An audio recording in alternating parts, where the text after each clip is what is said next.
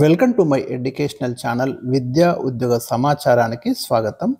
Daily GS and current affairs ఇవాళ 261వ వీడియో. 2600కు పైగా ప్రశ్నలు మీకు general studies, general knowledge, general awareness నుంచి మరి ఇప్పటి వరకు అయితే ఇవ్వడం జరిగింది. సో ఈ రోజుకి మనం 2610 క్వశ్చన్స్ కంప్లీట్ అవుతున్నాయి. మరి ఇలాంటి డైలీ అప్డేట్స్ కోసం ఛానల్ని సబ్స్క్రైబ్ చేయండి, వీడియోను లైక్ చేయండి. ఈరోజు క్వశ్చన్ నెంబర్ 1, మొఘల్స్ కాలంలో అధికార భాష ఏది? మీకు అందరికీ తెలుసు, మనకు ఢిల్లీ సుల్తాన్ల తర్వాత 1526లో జరిగిన మొదటి పానిపట్టు యుద్ధంలో బాబర్ ఇబ్రహీం లోడీని ఓడించి మరి మొఘల్ సామ్రాజ్యాన్ని ఎస్టాబ్లిష్ చేయడం జరిగింది. మొఘల్స్ కాలంలో అఫీషియల్ లాంగ్వేజ్ ఏది అనేది ఇక్కడ ప్రశ్న అండి. ఇక్కడ 4 ఆప్షన్స్ ఉన్నాయి: Persian, Urdu, Turkey, Hindi. Right answer అయితే మీరు గెట్ చేయండి. ఇక్కడ రైట్ ఆన్సర్ వచ్చేసి మనకు పర్షియన్ అండి.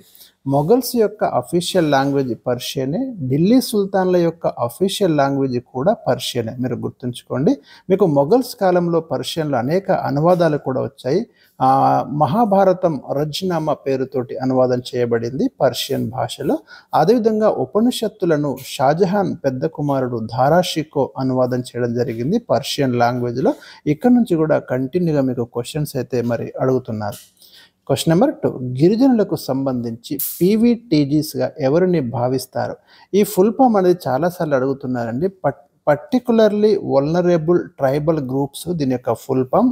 అలా ఎవరిని భావిస్తారంటే మనకు ప్రధానంగా ట్రైబల్స్లో కొండ ప్రాంతాల్లో నివసిస్తూ ప్రభుత్వ సదుపాయాలు పొందలేక పల్లపు ప్రాంతాల వ్యవసాయ ఆర్థిక పరిస్థితులకు దూరంగా ఉండి తీవ్రమైన వెనుకబాటు గురైన గిరిజన తెగలు ఈ కోవలోకి వస్తాయి. ముఖ్యంగా తెలంగాణలో పీవీటీజీగా గుర్తించిన గిరిజన తెగలు కొలాం, కొండరెడ్లు, చెంచు, తోటి ఇలాంటివి.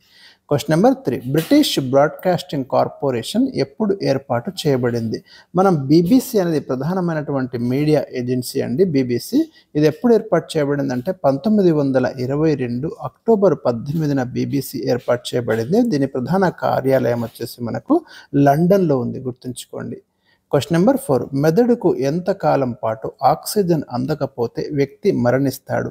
5 to 7 సెకండ్స్ కనుక మెదడుకు ఆక్సిజన్ కనుక అందకపోతే వ్యక్తి మరణిస్తాడు. శరీరం మొత్తం బరువులో మెదడు బరువు వచ్చేసి 2%, కానీ మొత్తం ఆక్సిజన్లో మనం తీసుకునే మొత్తం ఆక్సిజన్లో 20% ఆక్సిజన్ను మెదడు గ్రహిస్తుంది. క్వశ్చన్ నెంబర్ 5, మానవ శరీరంలో అత్యధికంగా లభించే వాయువు ఏది? ఆక్సిజన్ అండి. సుమారుగా 65% మీకు మానవ శరీరంలో ఆక్సిజన్ పర్సెంటేజ్ అనేది ఉంటుంది. క్వశ్చన్ నెంబర్ 6, మెదడులోని ఏ భాగం మానవుడిలో శ్వాసక్రియను నియంత్రిస్తుంది? మెదడులోని మెడుల్లా అబ్లాంగేటా అనే భాగం ఇలాంటి చర్యలను అయితే నియంత్రిస్తుంది. Medulla oblongata is the lowest part of the brain stem. Question number 7, సముద్రం లోపల శ్వాసక్రియ కోసం ఏ వాయువుల మిశ్రమాన్ని ఉపయోగిస్తారు? ఆక్సిజన్, నైట్రోజన్ వాయువుల మిశ్రమాన్ని సముద్రం లోపల శ్వాసక్రియ కోసం ఉపయోగిస్తారు. క్వశ్చన్ నెంబర్ 8, పాములోని గ్రాణ గ్రాహకాన్ని ఏమని పేర్కొంటారు? అంటే వాసన చూడడానికి పనికొచ్చే అవయవం పాములో జాకబ్సన్ అవయవం అండి. సాధారణంగా చాలా సరీసృపాలలో జాకబ్సన్ అవయవము గ్రాణగ్రాహకంగా పనిచేస్తుంది. ఓఫియాలజీ అంటే పాముల యొక్క అధ్యయనం గురించి వివరించే శాస్త్రాన్ని ఓఫియాలజీ అంటారండి. రీసెంట్గా మనకు ఏపీ డిఎస్సిలో అడిగినటువంటి ప్రశ్న కూడా. క్వశ్చన్ నెంబర్ 9, మానవుడిలో రేడియో ధార్మిక ప్రభావానికి మొట్టమొదట ప్రభావితం చెందే అవయవం ఏది? ఇక్కడ 4 ఆప్షన్స్ ఉన్నాయి మీ ముందు: ఊపిరితిత్తులు, చర్మం, కళ్ళు, ముక్కు. రేడియో యాక్టివిటీకి లేదా రేడియో ధార్మికత ప్రభావానికి మరి మొట్టమొదట ప్రభావితం చెందే అవయవం ఏది అండి ఇక్కడ ప్రశ్న అండి. దీనికి రైట్ ఆన్సర్ వచ్చేసి ఊపిరితిత్తులు అండి.